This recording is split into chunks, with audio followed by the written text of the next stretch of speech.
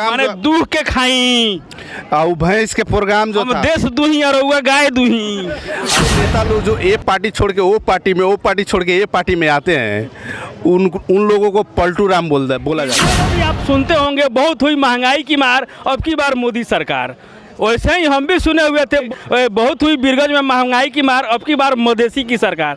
क्या लगता है मधेसी की सरकार में खास करके आपका मधेश कितना डेवलप किया हुआ है? क्या यहाँ के बच्चे यहीं पढ़ाई करते हैं?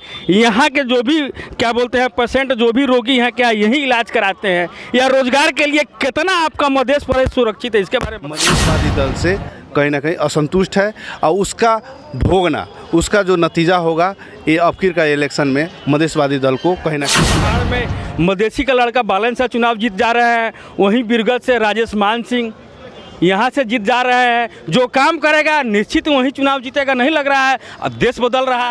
खास करके हम देखते थे कोई स्वतंत्र को जानता नहीं था, लेकिन बालन शाह का एक चश्मा, एक लुक, एक नाम, एक ब्रांड खास करके देख रहे हैं बीरगंज में भी छाया हुआ है। आइए एक हमारे मित्र पत्रकार साथी पत्रकार हैं जो लगातार आपको कहते होंगे नमस्कार दर्शन क्वीन मो राधे श्याम पटेल। राधे श्याम जी हमारे साथ हैं, इनसे बात करते हैं। सर हम आपसे ये जानना चाहेंगे, जब खास करके यहाँ पे पहले सिर्फ सांसद हुआ करते थे, प्रदेश नहीं हुआ करते थे, एक नाका जो लगातार 4 महीना 5 महीना बंद रहा, जिसके चलते अनेकों प्रदेश बदला। लोगों द्वारा ये कहा गया से खास करके अगर राजधानी कहीं बनती है तो बीरगंज होगी। नहीं लगता है बीरगंज के लोग अपने आप को ठगा महसूस कर रहे हैं? आपने बोला था अगर मध्य प्रदेश में कहीं राजधानी बनेगी तो वो बीरगंज होगा, आखिर बीरगंज को क्यों नहीं बनाया? उदय भाई देखिए क्या है इसमें कि ये जो मध्य प्रदेश जो सरकार बनी तो अभी नेपाल में 7 प्रदेश हुआ, जिसमें से एक प्रदेश 1 नंबर प्रदेश अभी 1 नंबर प्रदेश है। वहाँ के प्रदेश सांसद लोग वो प्रदेश का नामकरण भी नहीं कर पाए, न राजधानी तोड़ पाए, लेकिन बाकी 6 गो प्रदेश का राजधानी और नाम सब नामकरण और राजधानी भी तोड़ा गया। अब रह गया बात कि मध्य प्रदेश में जो बीरगंज का एक्सपेक्टेशन था और बीरगंज जो मतलब क्षति बेहोरा था 6 महीना के मधेश आंदोलन नाकाबंदी के समय में, कहीं ना कहीं वो सब चीज़ जनता में असंतुष्टि ज़रूर है कि हम लोग इतना दिन मधेश अभी बंदे बा जो नारा लगा के मितेरी पुल में गए, वहाँ पे जुलूस लेके गए, लेकिन हम लोग के साथ में मधेशवादी दल का जो नेता हैं वो कहीं ना कहीं नाइंसाफ़ किए और हम लोग को जो राजधानी बनना चाहिए नहीं बन पाता है। हम भी बहुत सारे सवाल करते हैं नेता लोग से, तो वो लोग क्या बोलते हैं कि पहले जो इशू था वो पूरे मेची से महाकाली तक का 22 जिला का मधेश का बात हुआ था, तो उसमें बीच में बीरगंज पड़ता था। अभी ये 8 जिला के बीच में जनकपुर पड़ा, इसीलिए सारा पार्टी मिल के जनकपुर हम लोग तय कर दिए। ऐसे उन लोगों का जवाब मिलता है। राधे श्याम जी एक हम नारा बड़ा प्रेम से सुने हुए थे, उस समय लोगों का कहना था से मधेश के लिए जो बेटा शहीद हो जाएगा उसके घर में 50 लाख रुपया देंगे। कितना अभी तक शहीद परिवार को मिल गया? सुनने में आ रहा है नेता लोग गाय बछड़ा बैल वोल देना शुरू कर दिया, कितना सच्चाई है बताइए? देखिए जो 50 लाख के नारे के बात थी वो अभी तक पूरा नहीं हुई है और कुछ शहीद परिवार को वो लोग बैल भैंस दिया, वो भी भैंस का प्रोग्राम दूह के खाई और भैंस के प्रोग्राम जो था, देश दुही और रउआ गाय दुही। अब भैंस का प्रोग्राम, अब सुनिए उदय भाई, वो भैंस का प्रोग्राम जो था कुछ ही महीनों में वो प्रोग्राम फेड आउट हो गया, वो भी ख़त्म हो गया। तो प्रदेश सरकार से दवा दारू, औषधि उपचार, चाहे मान लीजिए किसी का नौकरी लगा देना, यही सब बातें हुई है। 50 लाख देने की, चाहे शहीद परिवार के लिए उसका मतलब एगो आत्मनिर्भर बनाने की, वैसा कुछ प्रदेश सरकार से हुई नहीं है। पिछले 5 साल की बात करें खास करके मधेश की सरकार थी, या हमारे इंडिया में भी आप सुनते होंगे बहुत हुई महंगाई की मार, अब की बार मोदी सरकार। वैसे ही हम भी सुने हुए थे बहुत हुई नेपाल में, बहुत हुई बीरगंज में महंगाई की मार, अब की बार मधेसी की सरकार।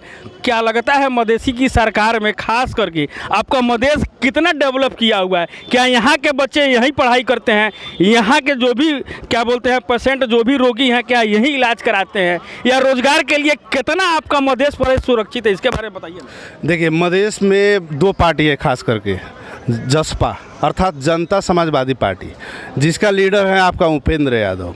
एक पार्टी है आपका महंत ठाकुर जी का लोसपा, लोकतांत्रिक समाजवादी। इन्हीं लोग गाना बने रहे लोग का लाठी फटा लेके रहो तो यार नेपाल बंदे रही। उस समय इतना न बंद करेगा लोग से सब लोग रोड पर आ गई। ये लोग कहाँ पहुँच गए? देखिए उस समय संयुक्त लोकतांत्रिक मोर्चा थी और दोनों आदमी मिल के लड़ाई लड़े, जनता भरपूर सपोर्ट किया। 8 जिला में विधायक और सांसद में हर एक आदमी को जितवाया गया। उन लोगों का प्रदेश में सरकार भी बना। लेकिन कहीं ना कहीं ये जो मतलब कॉमेडी का बात है, चाहे आपका मान लीजिए कमीशन का बात है, चाहे अपने विधायक और मंत्री के बात है, वो भाग बंडा में वो नहीं मिलने के चलते से क्या हो गया कि वो लोग अपने में ही विवाद हो गया, द्वंद्व शुरू हो गया। और द्वंद्व शुरू होने के चलते से लोसपा सरकार से बाहर हो गई और कांग्रेस, माओवादी, एकीकृत समाजवादी लगायत सब लोग, जैसे गठबंधन हुआ केंद्र में वैसे ही यहाँ पे भी प्रदेश सरकार में हुई। लेकिन जहाँ तक जनता की एक्सपेक्टेशन की बात है कि हमारे बेटे को रोज़गारी मिलेगा, चाहे हमारे सड़कें अच्छा होगी, हमारे गांव घर की रोड बनेगी, हमको मतलब अपने गांव क्षेत्र में कमाने का अच्छा मौका मिलेगा, कृषि में हम लोगों का पानी सहज से मिलेगा, आपका मल खाद बढ़िया से मिलेगा, वो सब चीज़ कोई भी काम पूरा नहीं हुआ। जनता का सपना ही रह गया। इसीलिए कहीं ना कहीं जनता मधेशवादी दल से कहीं ना कहीं असंतुष्ट है और उसका भोगना, उसका जो नतीजा होगा ये अबकीर का इलेक्शन में मधेशवादी दल को कहीं ना कहीं चुकाना पड़ेगा। और एक और इंटरेस्टिंग बात बता रहे हैं, अभी जो 2 मधेश पार्टी की हम बात करें, वो 2 मधेश पार्टी 2 खेमा से अभी चुनाव लड़ रही है। एक सत्तारूढ़ गठबंधन जो अभी सत्ता सरकार में कुर्सी में शेर बहादुर देउवा की ओर से चुनाव लड़ रही है। एक प्रतिपक्ष के रूप में केपी ओली जी हैं, नेकपा एमाले जसपा एक गठबंधन एक ओर से है। तो 2 खेमा में एक क्षेत्र में 2 सांसद, 4 विधायक ऐसे करके चुनाव लड़ा गया है। कहीं कहीं पे और पार्टी से भी चुनाव लड़े जा रहे हैं और कैंडिडेट जो स्वतंत्र से हैं वो भी लड़ रहे हैं। इस किस्म के हालात हैं नेपाल में। नहीं लग रहा है आपका देश बदल रहा है? हम देख रहे हैं जहां पहाड़ में मधेसी का लड़का बालन से चुनाव जीत जा रहे हैं, वहीं बिरगत से राजेश मान सिंह यहाँ से जीत जा रहे हैं। जो काम करेगा निश्चित वही चुनाव जीतेगा। नहीं लग रहा है अब देश बदल रहा है? देखिए डिजिटल मीडिया के हम लोग पत्रकार हैं, अभी डिजिटल मीडिया सब लोग घर घर में देख रहा है, मोबाइल, यूट्यूब देखता है, फेसबुक देखता है, सबको पता है हु इज़ बेटर दैन, मतलब किससे कौन अच्छा है। तो कहने का मतलब कि एक और नारा नेपाल में क्या है, नो नॉट अगेन। मतलब एक बार जो चुनाव लड़ लिया और वो अच्छा काम नहीं किया, जनता के सामने अब अपने आप को प्रूव नहीं कर पाया, उसको पार्टी भी आप मत भेजिए चुनाव लड़ने को लिए और जनता भी उसको वोट मत दीजिए, ऐसे नारा आया है। एक और नारा आया है कम बैक अगेन। जो अच्छा काम किया है, जो नेता अच्छा काम किया है उसको भाई स्वागत कीजिए, फूल माला लगाइए, अबीर उसको डरिए और उसको जिताइए चुनाव में। तो कहीं ना कहीं नेपाल की जनता जो है अब पहले जैसा दारू मांस ऐसे पैसा लेके वोट दे देना और किसी मतलब नेता के कब्जा में रह के वोट दे देना, वो सब अब संस्कार खत्म हो गई है। अब लोकतांत्रिक, ये डेमोक्रेटिक और संघीयता गणतंत्र मतलब गणतंत्रात्मक मुल्क नेपाल है। इसमें सबका राइट है कि अपना नेता चुनने का, अपने प्रतिनिधि चुनने का।